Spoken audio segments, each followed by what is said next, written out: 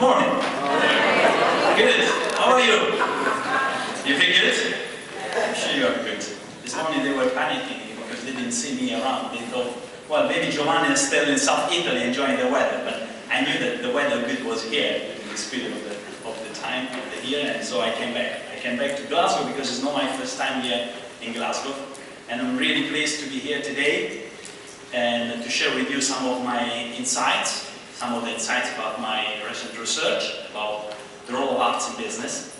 And I would like to thank the organizer for inviting me to this conference, to your first annual conference. And actually, listening your idea, I was thinking, wow, this maybe sounds quite good, quite impressive. Okay, I hope you will enjoy my presentation, and my presentation will inspire some new insights and ideas about how arts can create value for the organization. Because what I will be trying to address is why I believe, why I think today organizations, business organizations, needs arts in their DNA, and they need to create a partnership with the arts. This world traditionally have been far, far away from each other.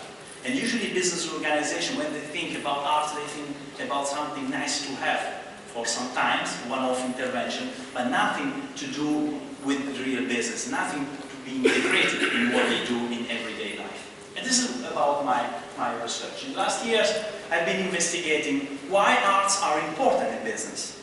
Actually, when we think about arts and the relationship with business, this is not completely new. There's been already quite a lot of attention about economic and financial investment in arts, considering arts as an asset. There's been a lot of attention about arts as a flourishing industry.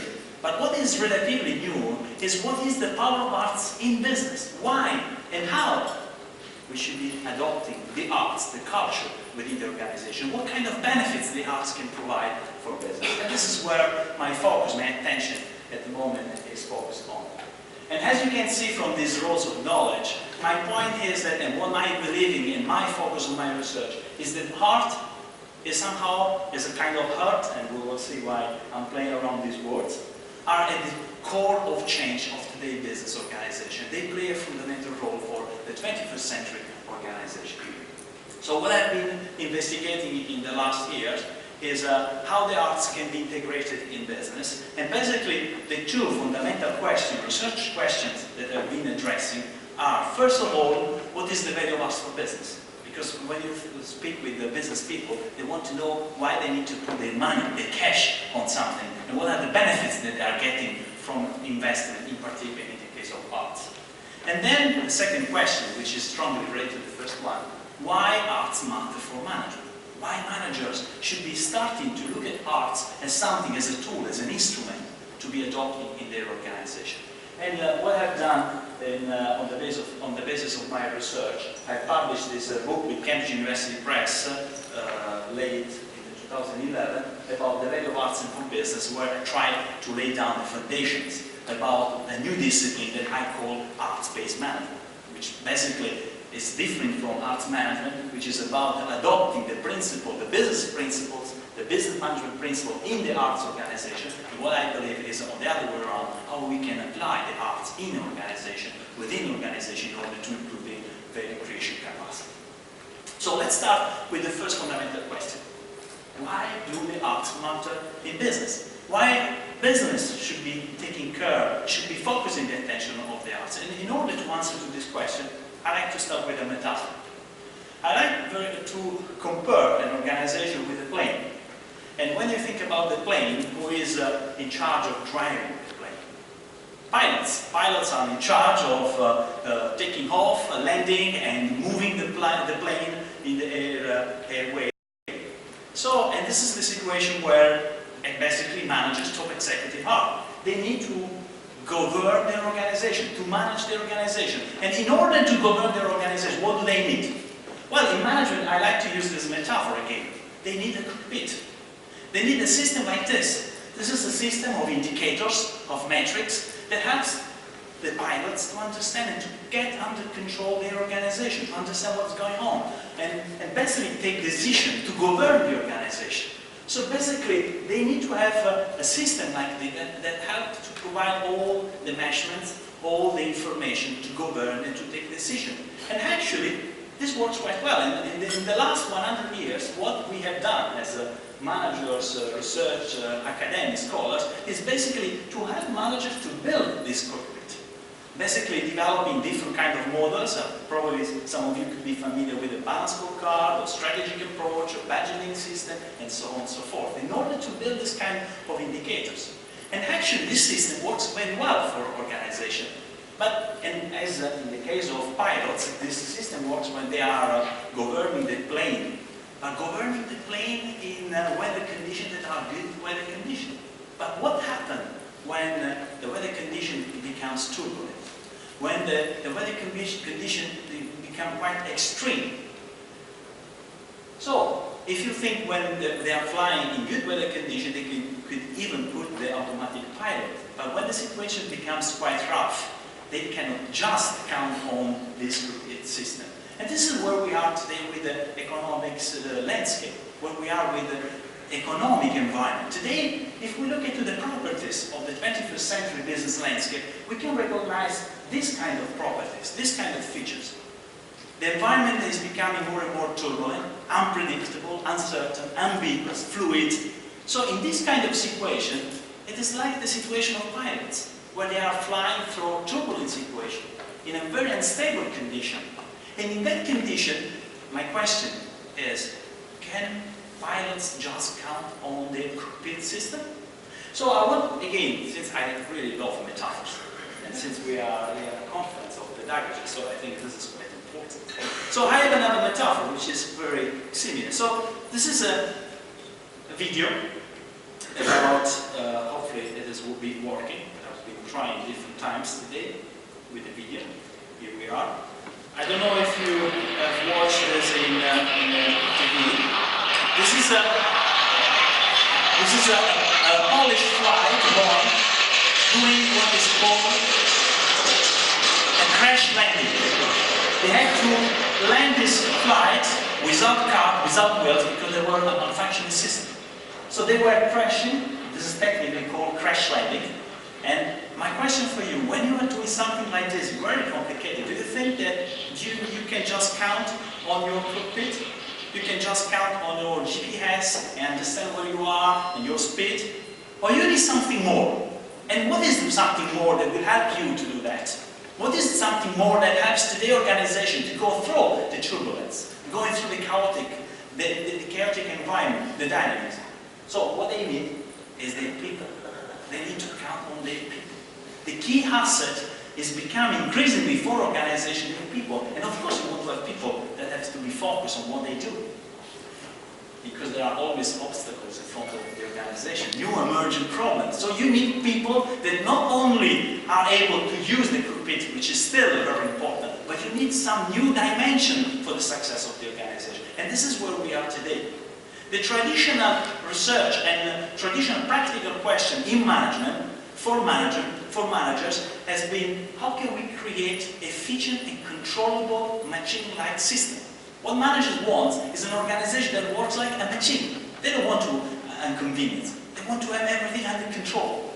The cockpit analogy. And this is why in all the paraphernalia of tools, or management tools that we have generated and managed and used. But today, as we are living in a very unpredictable and today very complex environment, organizations need to evolve from efficient and controllable machine-like system towards a new kind of organization. Organization that needs to be more adaptable, more resilient, and value-oriented. And value-oriented in terms of stakeholder value creation perspective. So basically, what the organization needs today is to move from the traditional principle of the scientific management.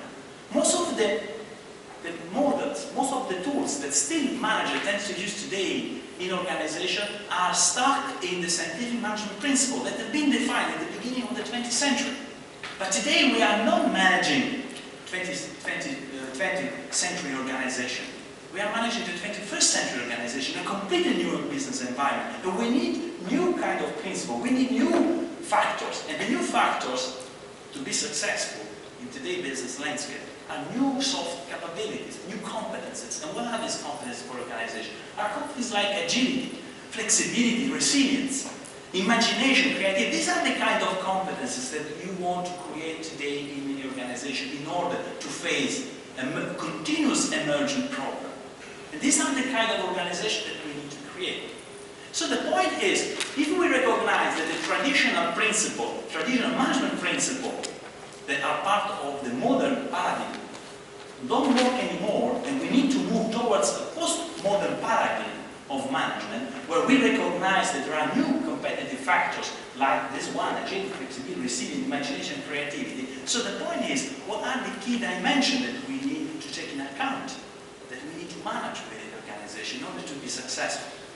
And the key value drivers to shape the new competences to be successful in the new business landscape and to prosper in the new business landscape are what I call the 5 plus one is factors for success in the 21st century business landscape. What are these factors? Well, I will list them and then I will very quickly go through all of them. The first one is experience, then emotions, then energy, then ethics and environment, and then the 6th one, as we will see later on, engagement. These are the 6 E's for success in the new business landscape, in the 21st century. When I speak about experience, we need to realize, and organizations are realizing quite well, that what we buy as customers and what organizations are creating as value are more and more creating experiences. What we buy every day are not just goods or service. Of course, in the case of service, it's much more intuitive, but what we buy are experiences. When we buy a nice Armani, or Dolce & Gabbana suit, or when we buy a Ferrari, or Lamborghini, or Aston Martin, when you go to the restaurant, well, even when you go to McDonald's, you are buying an experience. To whatever you like. Yes, there was a pretzel, and maybe because I'm Italian, so I was looking for it. A good pizza here in Plaza, actually was quite good. And we buy experience. And when we recognize that the organization need more and more to create experiences, then they realize that they are more and more engaged with creating intangible value to be incorporated into their products. But this experience is something that is affecting not only their value creation, what they are delivering to the customer, to the market, but it's also affecting how they create, as we will see later on, how they create the kind of experience they create in their organizational context in order to be high performing. The second dimension is emotion. Emotion in management have been traditionally considered as a variable to be controlled, to be reduced. Emotion has been considered as something to be reduced because it's something is a rule, it's something that is against the machine-like system interpretation. It's against the controllability of the system. But today, more and more we are realizing that what we need from our people are their own emotion. We don't want, what happens in most of the organization is that people, they go every day to work, and what they do, they know what to do technically, but what they do, they switch off their emotive brain, they do what they need to do because they need to pay their bills at the end of the month, and where are all their emotions? And when we think about agility, creativity, resilience, imagination, what do we need? We need their emotion. We need to have the people that put their passion in what they do. And this is something I always love to quote Steve Jobs. What Steve Jobs always was stressing is that what is really important for us as Apple is not that we want technical good engineers. What we want are emotive people, people that can fall in love with Apple. And this is the key point today. And then when we recognize that emotion is becoming a key dimension for creating value, for improving the value creation capacity of the organization, then what we realize that today we need to manage not only the technical knowledge, the ability of doing things, but we need also to learn and to deal with another dimension, which is a typical human-based dimension, which are our emotions. And we need to manage our emotive knowledge, to cultivate that emotive knowledge. And this means that we need to move from what it is traditionally called as know-how, which characterizes knowledge workers, to a new dimension, which is what I call the know-feel.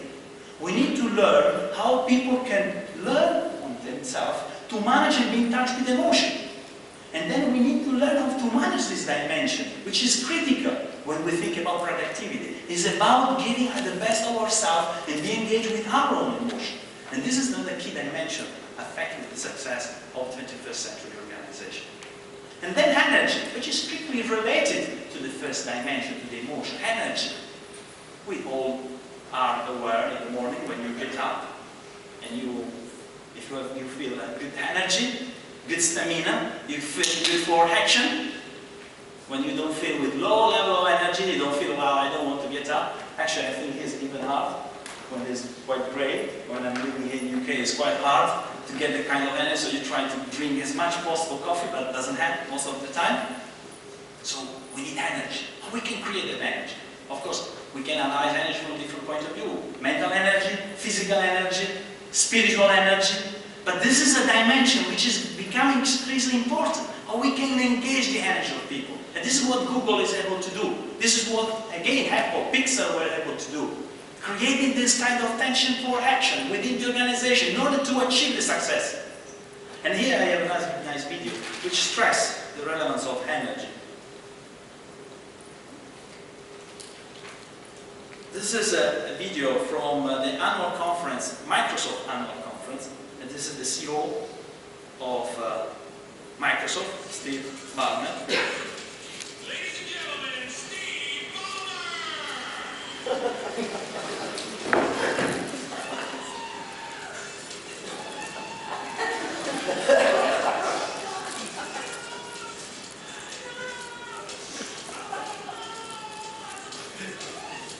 Sorry for the sound.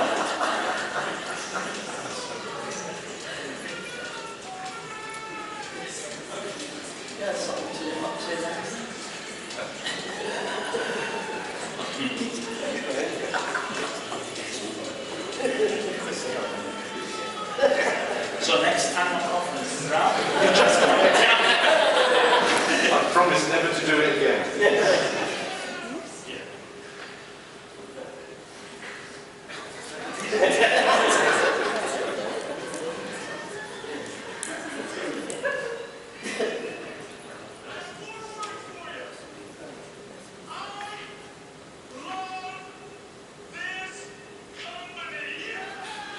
So I love this company. So this is a kind of video which helps to explain how today energy has become important. How do we energize people?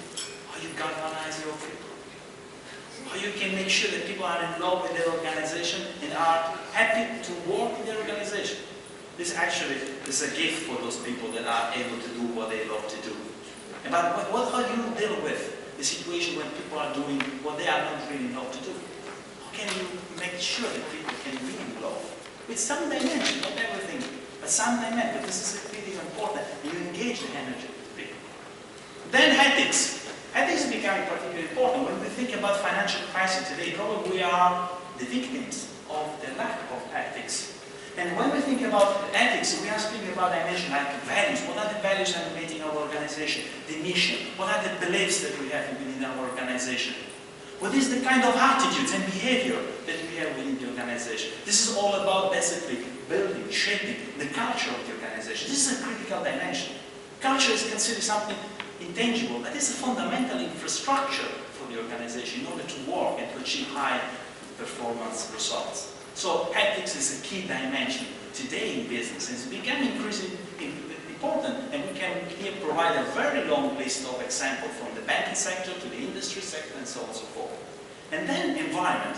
And when we speak about environment, what we are speaking about? Today organizations are challenged to move their focus from outputs to outcomes, from outputs to impacts that they are generating in the society. And this is about the big environmental friendly, energy saver. These are becoming big issues, social responsible for whatever organization are doing. These are key dimensions for the success. And the sixth E of success is what I call engagement. What do you need today for basically to success within the organization and to be able to deploy the kind of skills, competencies that we were addressing a few minutes ago. So what you need is to make sure that people are giving the best of themselves in the organization. What you really want is not, as we were saying before, just their know-how. their ability, but what you want is that the people comes in the organization and they disclose all their energy, they put on your effort, all their love in what they do. So you want from them imagination, moral, creativity, passion. These are the new soft dimensions of the competitiveness of the organization. So if we recognize that these are very important for the success of the organization, then the key question is, how can we manage these easily? Can we use the traditional paraphernalia of tools? Can we still use the cookpit analogy? The budget, the balanced scorecard system, or the strategy approach? Are these systems working? Well, they are still stuck, as I was saying, in the scientific management principle. We need new kind of approaches. We need to recognize that the organization needs to manage a new dimension. And what they need to manage are the aesthetic organization dimension. They need to realize that people, as human beings, we learn through our senses. Whatever they are. And this is what I speak about when I speak about aesthetics. It's about learning through our senses.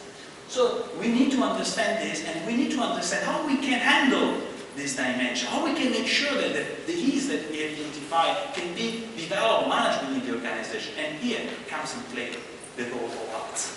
Arts can be used as a way to affect the aesthetic experiences within the organization, around the organization, and to manipulate the aesthetic properties of products and of the overall tangible infrastructure of the organization. So arts can become a tool, an instrument to manage all these dimensions. When I speak here about the arts, I speak about any form of art. Because basically arts, from this perspective, represent the means in order to handle the aesthetic dimension of the organization. Basically, from a practical point of view, all the arts can support value creation within the organization. Basically, the arts can be considered as a learning platform. The arts can be used as a way to support individual learning, to support organizational learning, and on the other hand, arts can be used as a way to enhance the organizational value creation capacity from a static and dynamic point of view, which basically means that through the arts, we can create value in our products, or we can improve the capacity of the organization of creating value. So today, most of the products, as I was mentioning before, the value of these products are more and more strongly related to the experiences, are more and more related to the design dimensions. Think about Coca-Cola. This is a nice example. I mean, always when I give this quite sad news, people are not very happy. But I want to give this news here too. Santa Claus doesn't exist. You know that. I know that this is quite disappointing. I mean, it's still taking some time to me to get used with this idea. And Santa Claus has been invented by Coca-Cola. Well, the real character is San Nicola di Bari, which is very close to my town, which was a cardinal giving presents to children. But Coca-Cola, why I'm stressing this point? Because Coca-Cola has been able to create intangible value around their products, and today the value of this organization in the market is for 98% intangible. It's related to the recipe, it's related to the image, it's related to the brand, and they are keeping managing and communicating this in a very effective way. And how do they do that? They have traditionally used arts in any of forms. Visual arts, performing arts, and many other different ways of generating this value. This is just an example of how using arts to generate static value in the market. But then, how you use arts in order to improve the capacity for value creation within the organization. Well, this is one of the frameworks in my book where I explain this dimension. But then, from a practical point of view, how can we translate the arts into action and apply the arts within the organization? And here comes in place the notion of arts-based initiatives. Arts-based initiative can be considered as any organizational or management action which is using one or more art forms, any art form basically, in order to enable people to undergo an arts-based experience within the organization or around the organization, or it is about embedding the arts as a business asset, and so embedding arts in your goods or your infrastructure.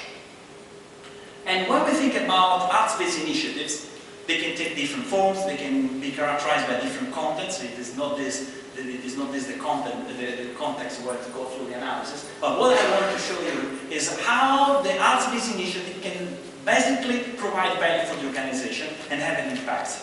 And in order to do that, I would like to introduce you this framework, what I call the arts value matrix.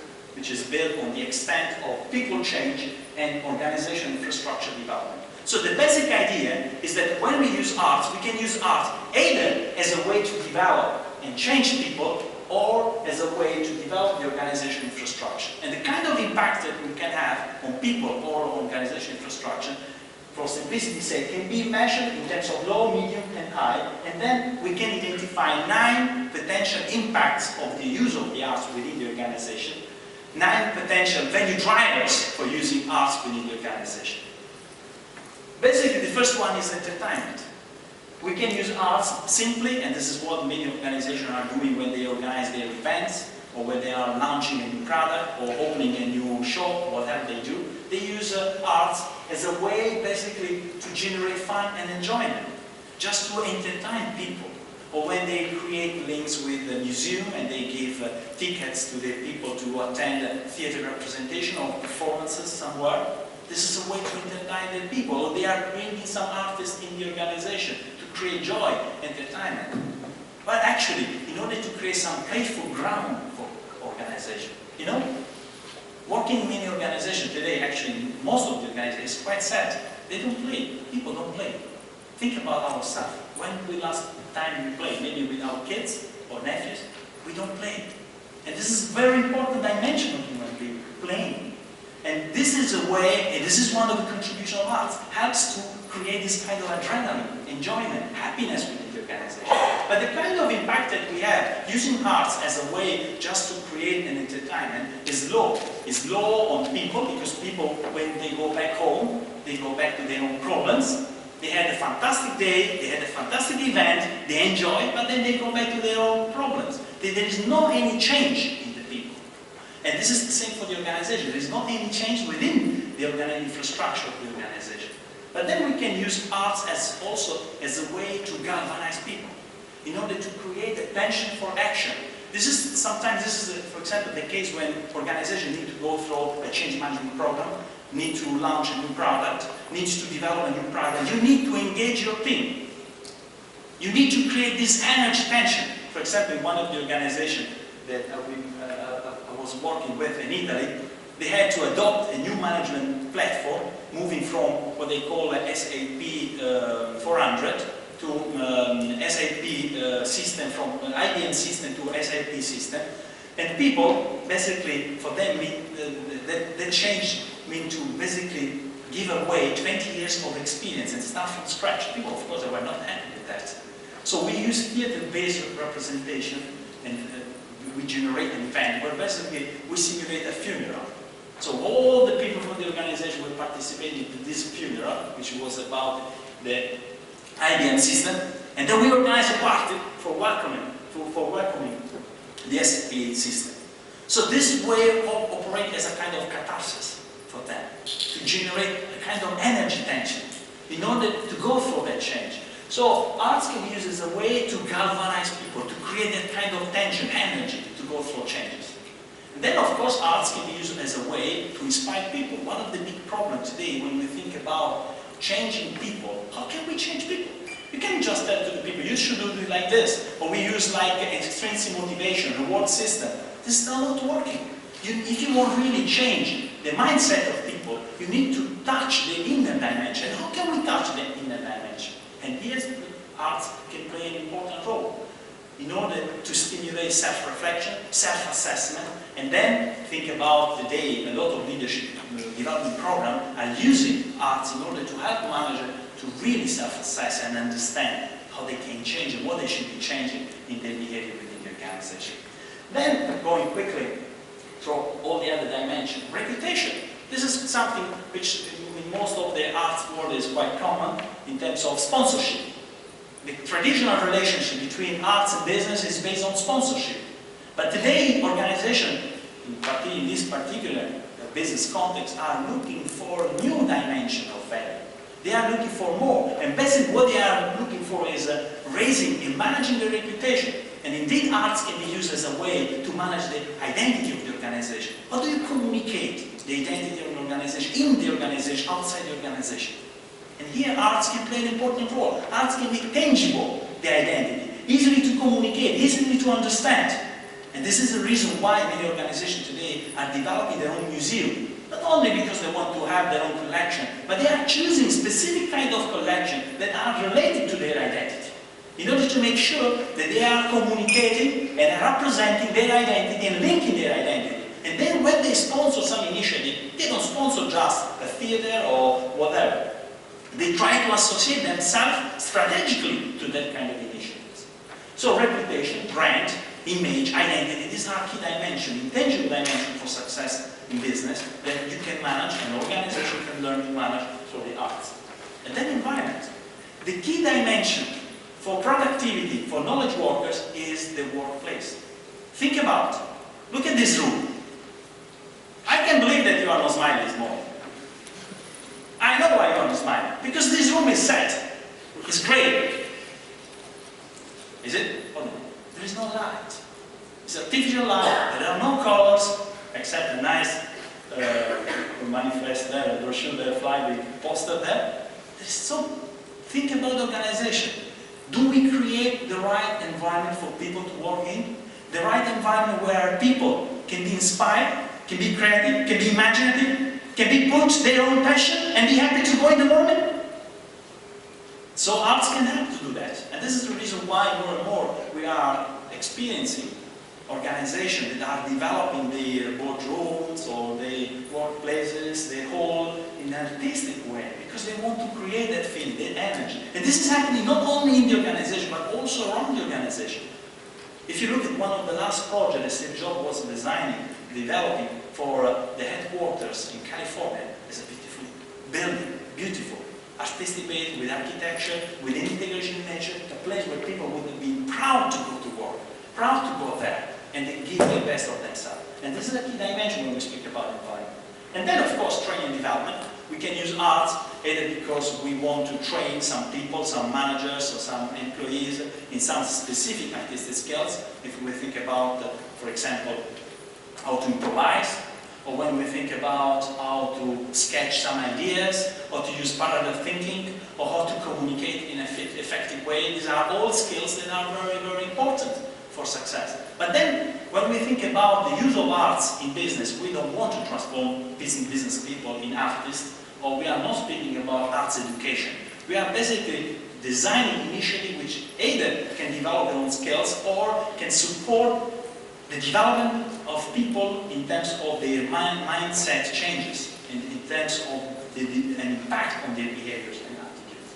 Then investments. Again, when I speak about investment, I think about the use of arts as a value-added factor. The use of arts as a way to increase the value incorporated into products and into services. So when we think about dimension like this, we are basically speaking about the creation of value for incorporated into products. I don't know if there is in the room anyone who likes to ride a bicycle, motorbike. Anyone owns bikes? Just two? No, more than two. Okay, good, good. Hopefully you like Italian bikes. But anyway, there are just two bikes in the world that you can recognize without seeing them. One is the Ducati, and the other one is the Harley Davidson. Why? Why? The sounds. Well, someone who doesn't like bikes would say the rumor of the noise, the room noise of the bikes. Well, that is a sound. It is a sound. It is so important, that sound, that even in Ducati, but they say in Harley Davidson, they put a group of sound technicians to patent the sound. So to make sure that there is a typical characteristic sound. So see, why? Because if you are a rider of motorbikes, that sound gives you the energy, gives you the passion, the excitement. That is an intangible value, is an investment for the organization. They had to bring in musicians working on that sound in order to make sure that this create value, create experience, create passion, emotion. See, these are the key dimensions. And this is the way how arts can be used as a way to create the value incorporated into products. And then, of course, you can use arts as a way to improve the networking dynamics within the organization, outside the organization, as a way for team building, but also as a way to manage your relationship with your stakeholder. UPS is using and managing the relationship with Circle Space in London as a social responsibility action. And Amy is building and using installation all around Rome in order to create and manage the relationship with the community and so on and so forth. So basically you can use arts as a way to shape your relationship. Even you can use arts, we have used arts even to improve supply chain relationship in Sainsbury's. In order to understand, to make sure that they better understand each other, supply and customers, in their exchange. So how do we do that? That the arts can use to improve networking dynamics and to bound people, to make sure that they are tied to each other. And then transformation. This is, if you want, the highest value. You can use arts as a way to support transformation. To make, for example, many organizations today speaks about culture. What is culture? What are the values of an organization? How can you make this tangible? Well, you can use, we were talking about a competition, photography competition. I was yesterday, 2 days ago, speaking with a company in Italy.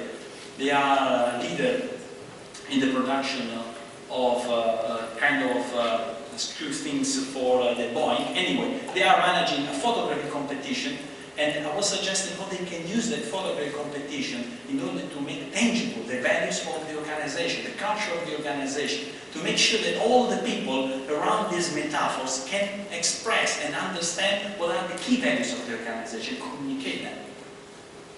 So transformation is a key dimension. Concluding, so what I believe, why arts are important. I have my last 3 videos that help me to explain my last 3 metaphors. These are my preferred videos. That helps to understand why arts are important in today's business organization, will be increasingly important in the next future. The first video is about the relevance of technical knowledge. So we need to manage an organization in the knowledge economy, need to manage technical knowledge. So basically, big organization, why organization need to manage technical knowledge? Because if you think at the beginning of the 20th century, organizations were like this lady trying to change the tire. If you don't have the technical knowledge, if you don't have the know-how, you don't know what to do, this is what can happen if you don't know how to do the things. So quite clear, no?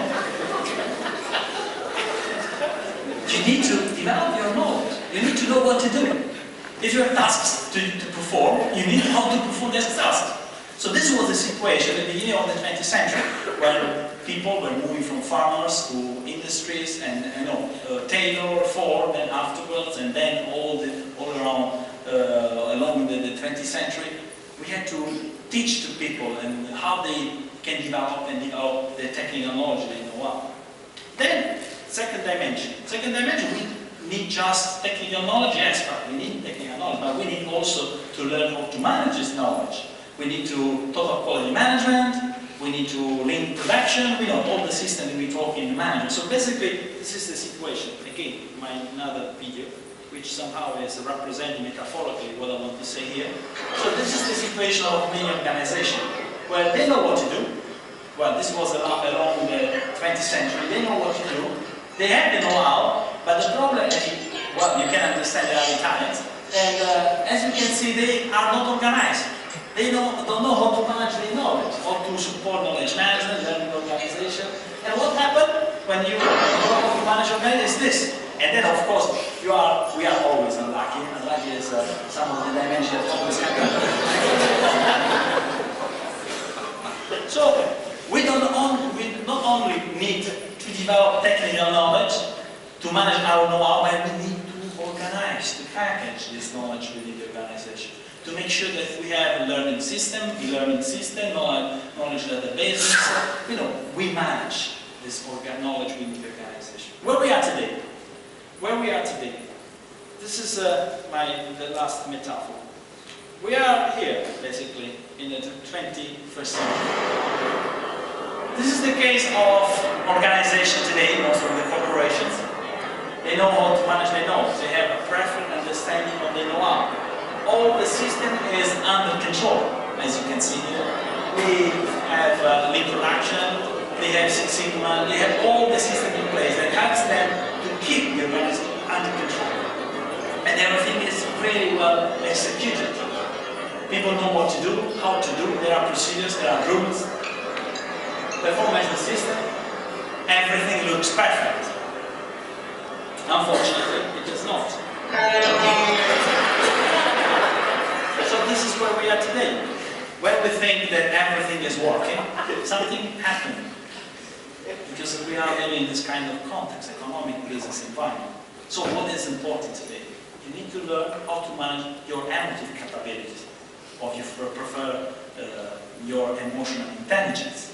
And so when we think about what is the power of arts, the powers of culture in business, well, from my point of view, I can summarize the role as a tool for humanizing organization. What we need today is to recognize that we need to really put people at the center of the organization. And this is what I think is when I think about disclosing the E's, and here my link with the theme of the conference, to disclose the E's, the 6 E's that I was discussing, in order to support hope and opportunities for the future within the organization and in today's economy.